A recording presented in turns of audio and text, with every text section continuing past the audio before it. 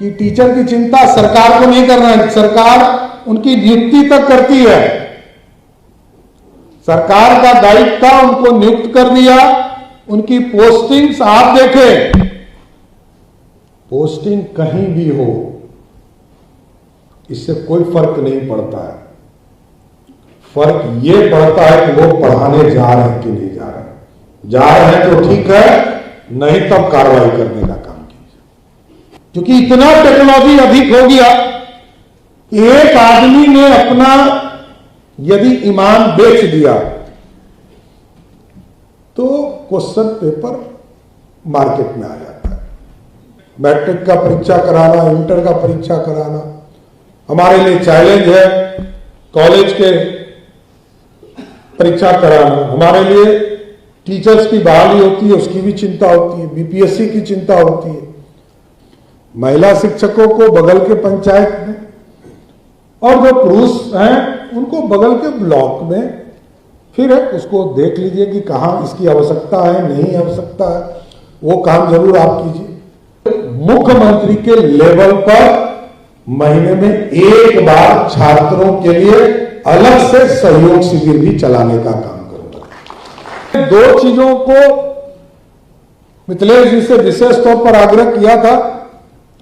कई माननीय विधायक और विधान परिषद के सदस्य हमसे मिले थे, तो मैंने कहा था कि हाफ डे स्कूल के कंसेप्ट को लाइए, और अच्छा किया कि अब तो बिना बस्ता के आप बुला रहे हैं, कंप्यूटर हर हालत में अनिवार्य करना चाहिए, क्योंकि हमारे बच्चे तभी दुनिया के लेवल के लायक हो पाएंगे जब हमारे बच्चे शुरू से कंप्यूटर का ज्ञान और अंग्रेजी बोलना, दुनिया का लैंग्वेज अंग्रेजी है।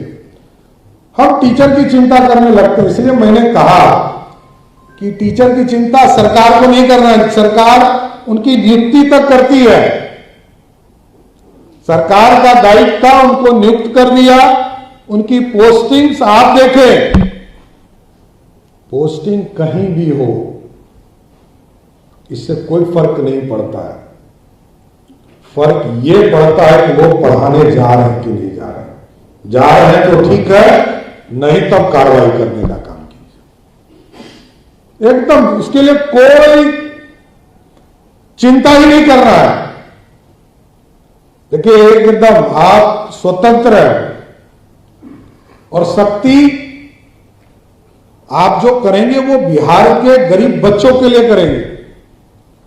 कैसे हमारे बच्चे पढ़ें और कैसे आप स्कूल को सजाने का काम करें। हम लोगों ने इसी के लिए कहा कि यह अधिकार जिला स्तर पर होना चाहिए, क्योंकि मेरा जो अनुभव है, मैं 27-28 से बिहार सरकार में मंत्री या विधायक के तौर पर काम करते रहा, और जिले में जिलाधिकारी और डीओ और शिक्षा पदाधिकारी के साथ मिलकर हम लोग ये पूरी संरचना को करते थे। उस समय डीएससी भी एक होता था पद, तो ये सारी संरचना नीचे होती थी, और जिसके चलते याद कीजिए कि उस समय तो इंफ्रास्ट्रक्चर नहीं था, लोग चटाई बिछा के पढ़ते थे, लेकिन गांव के ही शिक्षक बगल में स्कूल में पढ़ाने जाते थे कि लोक लज्जा में वो पढ़ाने का काम करते थे। हम सारी व्यवस्था देते हैं, सरकार ने सभी को नौकरी दिया, सारी व्यवस्था दिया, आपको भी सरकार व्यवस्था दे रही है, तो हमारे लिए चिंता यही करना है, चिंतन यही का है, अंतोगत एक ही मकसद है कि हम ग्रास रूट पर शिक्षकों को भेजकर जहां भी हमारे स्कूल हैं वहां बच्चों को कैसे पढ़ाने का काम कर सकेंगे। कई चीजों की काम आपके माध्यम से होते हैं, इसमें कहीं दो मत नहीं, आपको दिक्कत भी होती है, लेकिन भविष्य बनाना है। ये जनरेशन तो देख लिया बिहार, आगे के जनरेशन्स को खड़ा करना है। अगले 20 साल 25 साल के लिए आप बिहार को तैयार कर रहे हैं, और इस गौरवशाली इतिहास को तभी हम सजा पाएंगे जब ये पूरी संरचना खड़ी हो पाएगी, क्योंकि ये संरचना पूर्ण रूप से आपके ऊपर निर्भर करता है जिले के अंदर सजेगा कैसा। क्योंकि मैंने मेरा अनुभव है कि एक अच्छे जिलाधिकारी आ जाते थे तो आधा हम लोगों का पैरवी का कंसेप्ट ही खत्म हो जाता था। अच्छे एसपी आ जाते थे तो 60 से 70% कानून का राज ऑटोमेटिक स्थापित हो जाता था। और अच्छे डीओ, शिक्षा से जुड़े हुए लोग आ जाते थे तो शिक्षा से स्कूल तक की व्यवस्था ऑटोमेटिक ठीक हो जाती थी। हमको यही करना पड़ेगा। देखिए, अब दुनिया टेक्नोलॉजी पर भी है, और ठीक कहा मिथिलेश जी ने कि अब तो एक एक जगह पर कैमरा लगा है, कौन क्या कर रहा है, क्या पढ़ा रहा है, नहीं तो बच्चा ही कहीं रिकॉर्ड तो नहीं कर रहा। ये सारी व्यवस्था नीचे हो गई है। अब हमको चिंता तो करनी ही पड़ेगा, हमको दुनिया के साथ चलना पड़ेगा। आज से 25 साल पहले ये कोई व्यवस्था नहीं थी, अब सारी व्यवस्था बदलती जा रही है। टेक्नोलॉजी का सहारा भी लेना पड़ेगा। हमारे बच्चे कैसे सिस्टमैटिक जीवन जीने के लिए पूरी व्यवस्था खड़ा कर सकते हैं, उसकी चिंता करना पड़ेगा। और उनका पठन पाठन का काम कैसे मजबूती से खड़ा हो सकता है, इस पर चिंता करना पड़ेगा। चिंतन यही है और कुछ नहीं। एक ही काम है जो आपका काम है, आपको सिर्फ याद दिला रहा हूं। दूसरा कोई काम, कोई चिंतन नहीं करना है। चिंता तो एक ही है, स्कूल अच्छे हो जाए, इंफ्रास्ट्रक्चर का काम इतना हुआ। हम लोग तो देखते थे प्रखंड में 4 या 5 हाई स्कूल होते थे। आज कोई भी पंचायत नहीं है जहां हाई स्कूल नहीं है। 600-700 जगह को छोड़ दीजिए जहां इंफ्रास्ट्रक्चर नहीं बन पाया, नहीं तो लगभग 7000 से अधिक हाई स्कूल हमारे इंफ्रास्ट्रक्चर सही हो चुके, लैब बन चुके हैं। और अभी तो लगभग 700 के आसपास पीएम श्री योजना की भी शुरुआत हो गई है, जहां काम इसको बढ़ाया जा रहा है। तो 700 स्कूल में एक्स्ट्रा ऑर्डिनरी काम के लिए आदरणीय प्रधानमंत्री जी ने राशि उपलब्ध कराया।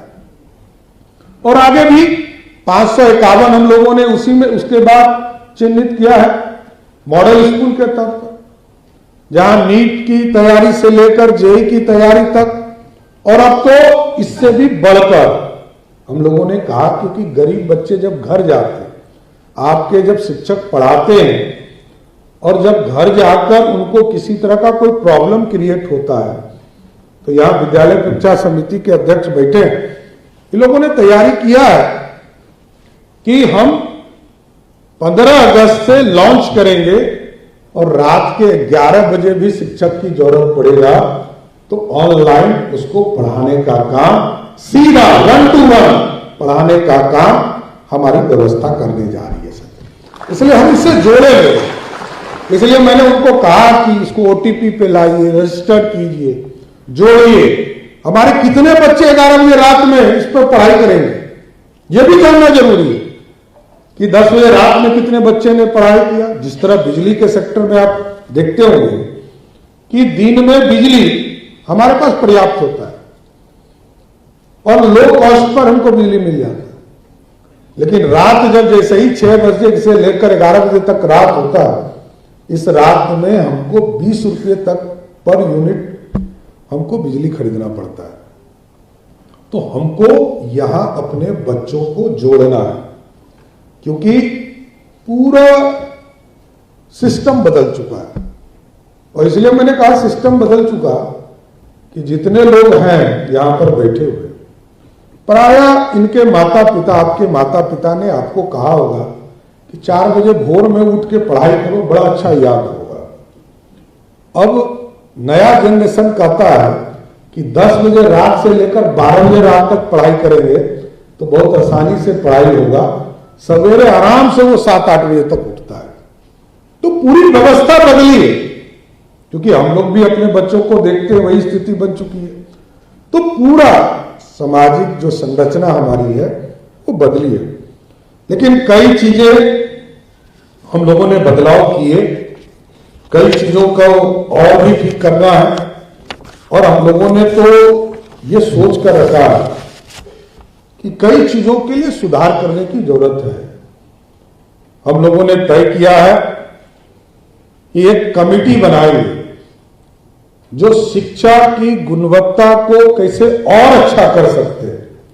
इसके लिए एक राज्य स्तरीय कमेटी बनाएंगे जिसे आपको सुझाव दिया जाएगा। यहां मुख्य सचिव बैठे, ये पूरे राज्य स्तर पर एक कमेटी का गठन किया जाएगा हाई लेवल पर, जो बिहार के बच्चों को और अच्छा कैसे पढ़ाई कराया जा सकता है, उनको कैसे गुणवत्ता के साथ पढ़ाई कराए, इसकी पूरी संरचना का एक क्रिएशन करने का काम किया जाए। दूसरा जो सबसे बड़ा चैलेंज है वो है परीक्षा सुधार के लिए भी एक कमेटी बनाना पड़ेगा, क्योंकि जितने परीक्षा होते हैं,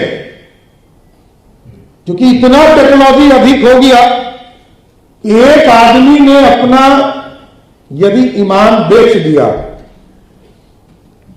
तो क्वेश्चन पेपर मार्केट में आ जाता है। एक आदमी, कोई एक आदमी यदि पूरे सिस्टम में हमारा फेल हो गया तो पूरी चीजों को हमारा डाइवर्ट हो जाता है। क्योंकि हमारे लिए चैलेंज है मैट्रिक का परीक्षा कराना, इंटर का परीक्षा कराना, हमारे लिए चैलेंज है कॉलेज के परीक्षा कराना, हमारे लिए टीचर्स की बहाली होती है उसकी भी चिंता होती है, बीपीएससी की चिंता होती है। तो हम लोगों ने तय किया है कि इसको पूर्ण रूप से एक कमेटी इस पर भी बनाएंगे और पूरे दुनिया में जो टेक्नोलॉजी के तहत सभी परीक्षा लिए जाते हैं उसके लिए भी एक कमेटी का गठन हम लोग करने का काम करेंगे। क्योंकि इसके बिना ये जितने भी परीक्षा को हम लोग देख रहे हैं कुछ ना कुछ इश्यूज बना देते हैं, कुछ ना कुछ इश्यूज आ जाते हैं। इस बार तो आपने देखा कि आदरणीय प्रधानमंत्री जी ने नीट की परीक्षा में कई संस्थानों को लगाकर तो उतना फोकस होकर सभी काम लोग नहीं कर पाते हैं, लेकिन मेरा मानना है कि अब फोकस करना पड़ेगा। पूरा युवा पीढ़ी, उसको ये नहीं लगना चाहिए मेरे साथ धोखा हो रहा, इसकी चिंता करनी पड़ेगी। इसलिए भी हम लोगों ने, जैसे अभी सहयोग पोर्टल हमारा चल रहा है, कई शिकायत आपके विभाग से भी आते हैं, कभी छात्र लोग भी करते हैं, तो हम लोगों ने कहा है कि कई पोर्टल्स हम लोग के बने हैं और सहयोग शिविर के लिए भी एक अलग से जो हमारे छात्र हैं सभी माननीय मंत्रियों को भी लगाएंगे, जिलाधिकारी को भी लगाएंगे और सभी स्कूल कॉलेज में जाकर एक सुझाव लेने के लिए सभी कॉलेज स्कूल में जाकर हमारे जो महत्वपूर्ण पदाधिकारी होंगे, मंत्री होंगे, माननीय विधायक होंगे, सांसद होंगे, उनके साथ कन्वर्सेशन हमारी युवा पीढ़ी से कराना है और ये सजेशन के तौर पर उनको पोर्टल पर अपलोड करेंगे और अपलोड करने के बाद यदि 30 दिन में हमने निदान नहीं किया तो मैं बिहार के नौजवानों को, छात्रों को स्पष्ट करता हूं कि उसके मुख्यमंत्री के लेवल पर महीने में एक बार छात्रों के लिए अलग से सहयोग शिविर भी चलाने का काम करूंगा। क्योंकि अब हमारे लिए बिहार की युवा और बिहार के नौजवानों को मुख्य रास्ते पर लाना और उनको मुख्य धारा से जोड़ना, ये सबसे पहले प्राथमिकता है। हमारा भविष्य यही है। हम लोगों ने तो अपना जीवन आधा जी लिया है, लेकिन जो आने वाली पीढ़ी है, जो बिहार का निर्माता होगा, बिहार की संस्कृति को बढ़ाएगा, बिहार की सभ्यता को बढ़ाएगा, बिहार में जो 5 भाषा बोलते हैं उसके गौरवशाली इतिहास को बढ़ाएगा, तो हम इन तमाम चीजों के लिए भी पूर्ण रूप से इसको आगे बढ़ाने का काम किया जाएगा। इसलिए उसके लिए जरूरत पड़ेगी तो सभी जो हमारे कंसर्न डिपार्टमेंट्स हैं, चाहे वो हायर एजुकेशन हो, चाहे वो साइंस टेक हो या ITI हो, सभी डिपार्टमेंट्स जो इससे इनसे जुड़े हुए छात्रों से जुड़े सब में छात्र कल्याण के लिए अलग से एक डायरेक्टरेट बनाने का काम भी हमारी सरकार करेगा, जिससे कि छात्रों को सीधा संवाद हो सके। इसलिए मैं तो यही कहूंगा कि लीकेज प्रूफ चीजों को ठीक करना है। और अभी तो हमने कानून भी बनाया है कि अब तो जो भी इस तरह के अपराध में शामिल पाए जाएंगे, तो जो गुंडा एक्ट है सीसीए, उसके तहत वैसे लोगों को भी 1 साल तक जेल में सीधे रखने का प्रावधान किया गया है। किसी को छोड़ना नहीं है, कानून का राज स्थापित रहे ऐसी व्यवस्था खड़ा करना है। इसलिए मैं आपके चिंतन मंथन इस शिविर में मंत्री जी को धन्यवाद देता हूं कि आप लोगों ने हम लोगों को भी बुलाया, और चाहे वो शिक्षा नीति 2020 हो, पीएम श्री विद्यालय को और प्रभावी कैसे हो सकता है, और माननीय मंत्री जी का आग्रह था कि जिस तरह पीएम श्री है और हम लोगों ने अभी 551 मॉडल स्कूल बनाए हैं, इसको भी अभी 143 और बढ़ा रहे हैं, लेकिन मॉडल स्कूल भी पूरे बिहार में 1001 बनाने का काम आगे हम लोग प्रगति करने का काम करेंगे।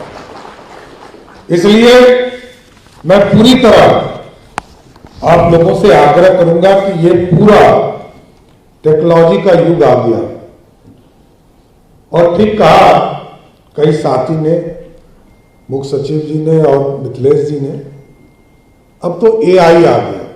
एक जमाना था बिहार में लोग कंप्यूटर को देखना भी नहीं पसंद करते थे, लोग कहते थे नौकरी चला जाएगा। फिर मोबाइल आया, मोबाइल के बाद फेसबुक आया, फेसबुक के बाद ट्विटर आया, इंस्टाग्राम आया, और अब एआई आया है। साथियों, इसका लाभ लेना है।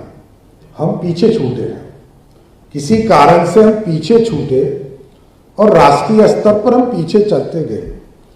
अब एआई के माध्यम से, क्योंकि इससे जानकारी आसान होगी, आप यदि अपने जिले के अंदर मॉनिटरिंग करते होंगे तो आप स्वयं मॉनिटरिंग कर सकते हैं एआई के माध्यम से।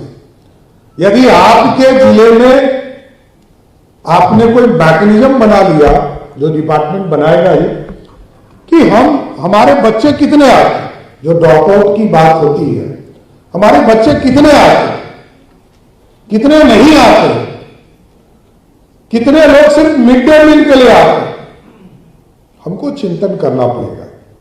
और ये एआई से आपको प्रत्येक दिन आप एकदम रूटीन बना लीजिए कि 12 बजे दिन में, 11 बजे दिन में इसको हमको जांच करना है, और डिपार्टमेंट भी इसको करे। डिपार्टमेंट भी मेरा मानना है कि उसको पर डे का रिपोर्ट रहना चाहिए। टेक्नोलॉजी का सहयोग यही है। हम तो बेसिक चीज बनाते ही, बेसिक चीज लगाते ही, बेसिक चीजों को स्कूल तक पहुंचाने का काम कर रहे हैं, लेकिन अब टेक्नोलॉजी के साथ अपने बच्चों को आगे बढ़ाने का काम करना होगा। इसलिए हमने 2 चीजों को मिथिलेश जी से विशेष तौर पर आग्रह किया था। कई माननीय विधायक और विधान परिषद के सदस्य हमसे मिले थे, तो मैंने कहा था कि हाफ डे स्कूल के कंसेप्ट को लाइए, और अच्छा किया कि अब तो बिना बस्ता के आप बुला रहे हैं, और बच्चों को उस दिन फुल किस तरह जीवन जीने का तरीका हो सकता है उसको यूज करना चाहिए, योगा कराना चाहिए, SUPW का क्लासेस चलाना चाहिए, फिजिकल कुछ ट्रेनिंग देना चाहिए, NCC के लोगों को उससे जोड़ना चाहिए। पहले पूरा सैटरडे इस पूरे कंसेप्ट में आए कि सामाजिक संरचना कैसे हम ठीक कर सकते हैं, और उसके माध्यम से वो रास्ता हम बना सकते हैं। दूसरा, कंप्यूटर हर हालत में अनिवार्य करना चाहिए। लोगों से बात कीजिए, मैं को थोपने नहीं करता हूं, मेरा स्पष्ट मानना। मंत्री जी लोगों के साथ बात करें, डीओ के साथ, शिक्षकों से बात करें। लोगों को स्किल्ड करना पड़ेगा, उसके लिए खड़ा करना पड़ेगा। ट्रेंड करना पड़ेगा, लोगों को सिखाना पड़ेगा, क्योंकि हमारे बच्चे तभी दुनिया के लेवल के लायक हो पाएंगे जब हमारे बच्चे शुरू से कंप्यूटर का ज्ञान और अंग्रेजी बोलना, दुनिया का लैंग्वेज अंग्रेजी है। हम बाद में पॉलिटेक्निक और इंजीनियरिंग कॉलेज में हम लैंग्वेज क्लासेस चलाते हैं, जर्मन हम पढ़ाते हैं, फ्रेंच हम लोग पढ़ाते हैं, लेकिन हम शुरू से एक्सपोजर उसको देने का काम करें। ये सारी चीजों की चिंता करना होगा। हमारी संस्कृति रहे, संस्कृत जरूर हम पढ़ाएं, उर्दू हम जरूर पढ़ाएं, हमारे जो लोकल लैंग्वेज पांचों है इसको भी कोई नहीं जानता होगा, मैं कह रहा हूं। कुछ ही लोग हैं जो अपने लैंग्वेज में पढ़ना लिखना जानते होंगे, कुछ ही लोग। मैथिली को देखिएगा तो आधा आदमी को लगता है कि बंगाली में लिखा हुआ है। तो मेरा ये मानना है कि मैथिली के पूरे इलाके में कैसे मैथिली का प्रसार कर सकते हैं, बजिका के बोली और यहां जो मगी है ये तो पाली से जुड़ा हुआ है। तो कई चीजों का अध्ययन कराना पड़ेगा, कई विशेषज्ञों को लगाना पड़ेगा और इसकी चिंता करनी पड़ेगी। लेकिन मैं यही कहूंगा, भविष्य आपके हाथ में है। सामने बैठे वाले लोग आपको संसाधन और व्यवस्था दे सकते हैं, लेकिन सारी रूपरेखा आपके माध्यम से शिक्षकों के सिस्टम्स का क्रिएशन होगा। यदि आप शिक्षक आपके माध्यम से कंफर्टेबल रहेंगे, मैंने जानबूझकर उनको गांव के बगल में भेजा है, महिला शिक्षकों को बगल के पंचायत में और जो पुरुष हैं उनको बगल के ब्लॉक में। फिर उसको देख लीजिए कि कहाँ इसकी आवश्यकता है, नहीं आवश्यकता है, वो काम जरूर आप कीजिए। लेकिन मेरा ये मानना है कि आप यदि लग जाएंगे तो मेरा स्पष्ट मानना है, क्योंकि हमारे सभी पदाधिकारी जो जिला स्तर पर या कमिश्नरी लेवल पर या ब्लॉक लेवल पर जो आपके बीओज वगैरह है, उनके माध्यम से आप बिहार का भविष्य बदलने की ताकत किसी में है तो यही शिक्षा विभाग के समूह में है। इतना मैं कहना चाहता हूं। इसलिए आप से यही आग्रह भी निवेदन है मेरा कि 2 दिवसीय कार्यशाला में यहां से चिंतन जरूर करें, लेकिन बिहार के भविष्य को बदलने में हम लोगों को सहयोग करें। इतना ही बात कहकर मैं अपनी बातों को विराम देता हूं। बहुत बहुत धन्यवाद।